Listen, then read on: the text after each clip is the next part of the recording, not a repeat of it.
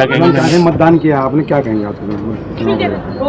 आज ये जनतंत्र का बहुत बड़ा पर्व है और हरियाणा के अंदर चुनाव जो है पूरी तरह से तीसरी बार भाजपा सरकार बनाएगी।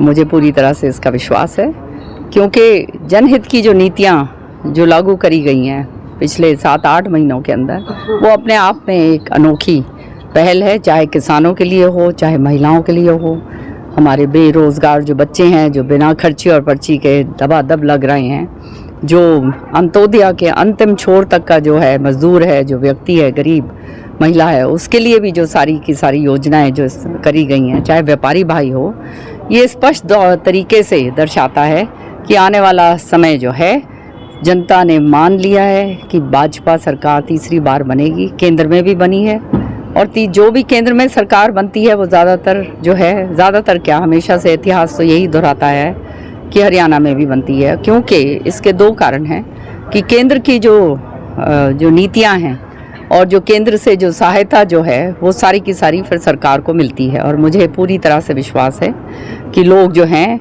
एक ऐसी सरकार जो भाजपा सरकार है उसको चुनेंगे, क्योंकि हमने सबने देखा है कि जो कांग्रेस नाम की चीज़ तो कोई रही नहीं, केवल जो है एक जो है व्यक्ति विशेष जो है और उनके पुत्र की बात रह गई है। और उनके समय पर पूरी तरह से हमारे इलाके के अंदर ये जो सारे ज़िले हैं इसमें बुरी तरह से जो है क्षेत्रवाद हुआ, भ्रष्टाचार जो है सारे लोग जानते हैं। पंचकुला से लेकर फरीदाबाद, गुड़गांव, कोई भी ऐसी जगह नहीं छोड़ी किसान भाइयों की जहां से उनके जो है ज़मीनें ना ली गई हों औने पाने दामों पर और बड़े बड़े बिल्डरों को ना बेची गई हों, और जिसका नतीजा आज वो भुगत रहे हैं। तो ये बातें जो हैं सबके सामने हैं। और सबसे बड़ी बात यह है कि मुझे तो हैरानगी हो रही थी कि मैं सोशल मीडिया के ऊपर जब देखा मैंने कि इनके जो प्रत्याशी हैं वो खुलेआम ये बात कह रहे हैं कि हमारी सरकार बना दो और फिर नौकरियां भाई सबसे पहले अपने घर में देंगे, फिर जो है रिश्तेदारों को देंगे, फिर उसके बाद जो है बाकियों की देखी जाएगी जो बचा कुचा है।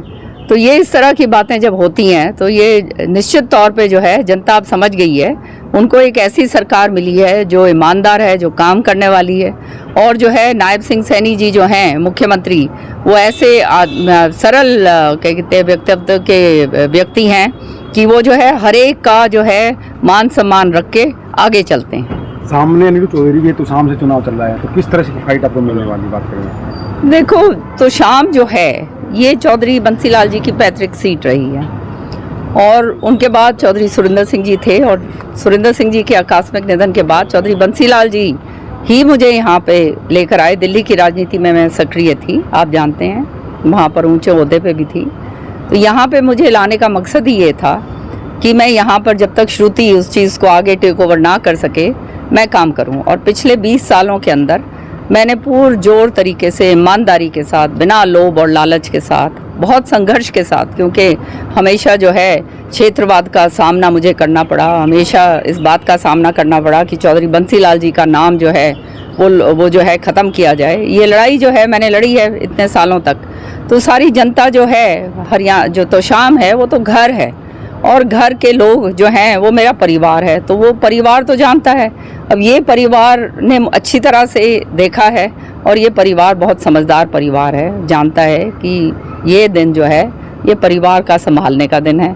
उसके बाद 5 साल जो है वो हम परिवार को संभालते हैं। जीत का दावा कर रहे हो, कितनी उम्मीद लगा रहे हो? निश्चित तौर पे लोगों ने मन बना लिया। आपने देखा नहीं किस तरह से जो है आखिरी दिन जो है जो मध्य प्रदेश जी के जो हमारे आए थे सीएम साहब, वो भी देखकर हैरान रह गए कि जिस तरह की एनर्जी जो हमारे यूथ के अंदर थी, जो बच्चों के अंदर थी, जो कूद कूद के उस दिन जो है हज़ारों की तादाद में, पता नहीं कितनी किलोमीटर, 40 किलोमीटर लंबी तो जो है हमारा कैलवकेट था गाड़ियों का, और कितने हज़ारों लोग जो हैं उसके अंदर पैदल आगे चल रहे थे। तो ये तो सबके सामने विजुअल्स आजकल तो 1 सेकंड में आ जाते हैं। तो निश्चित तौर पे लोगों के अंदर वो ऊर्जा है और लोग जानते हैं, समझते हैं किसने उनके लिए काम करा है और कौन जो है केवल अब चौधरी बंसीलाल जी की फ़ोटो लगाकर और वो ये कहकर कि भाई उनका क्लेम करके वो उससे बात नहीं बनती, क्योंकि सारी जनता जानती है कि चौधरी बंसीलाल जी के जीवन के काल में इन्होंने तो कभी साथ दिया ही नहीं। तो ये तो केवल जो है वो चुनावी वो कहते हैं ना स्टंट करने के लिए आए हैं, वो जनता अच्छी तरह से जानती है और भाजपा परखती जीत है। का दावा कर रही है, साथ में कांग्रेस भी दावा कर रही है। भूपेंद्र हुड्डा कह रहे हैं कि हमारे हरियाणा में एक आंधी आएगी, 70 के लगभग सीटें आएंगी। तो आप क्या कहते हैं? ये जो है देखो, कांग्रेस की तो नाम निशान रहा नहीं, ये तो एक व्यक्ति विशेष और उनके पुत्र का काम रह गया है। और सारी जनता जानती है कि ये पिता पुत्र जो हैं क्षेत्रवाद के पूरा वो कहते हैं ना जननी है। भ्रष्टाचार इनके समय पर कितना ज़बरदस्त हुआ, किसान भाइयों के साथ कितना ज़्यादती करी गई। मुखौटा ये है खाली किसान का दिखावा करने का। लेकिन आज जो भाजपा सरकार ने जो किसानों के जनहित कार्य जो दिए हैं, ये तो अपने आप में एक इतिहास हैं। और मैं तो यहाँ तक चैलेंज करके कहती हूँ कि ये अगर इनके किसानों के प्रति थोड़ा सा भी मोह है, तो ये इनकी जहाँ सरकारें हैं, कांग्रेस की जहाँ सरकारें हैं, वहाँ ये जनहित की जो है नीतियाँ जो हमने लागू करी हैं भाजपा सरकार ने, वो लागू करके दिखाएं।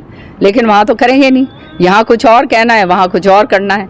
चाहे हिमाचल प्रदेश हो, चाहे कर्नाटका हो, चाहे केरला, जहाँ भी हैं, ये तेलंगाना, तो वहाँ पर तो ये सारी चीज़ें करते नहीं। 24 फसलें जो हमने MSP पे दी हैं, करके दिखाएं हमारे को, फिर हम मानेंगे। तो ये तो केवल मुखौटा है और किसानों को एक इस्तेमाल करने का जो है वो तरीका बना था, जो अब किसान आंदोलन तो पूरी तरह से ख़त्म हो चुका है और किसानों को समझ आ गई है कि उनका हित जो है केवल भाजपा सरकार साथ सकती है।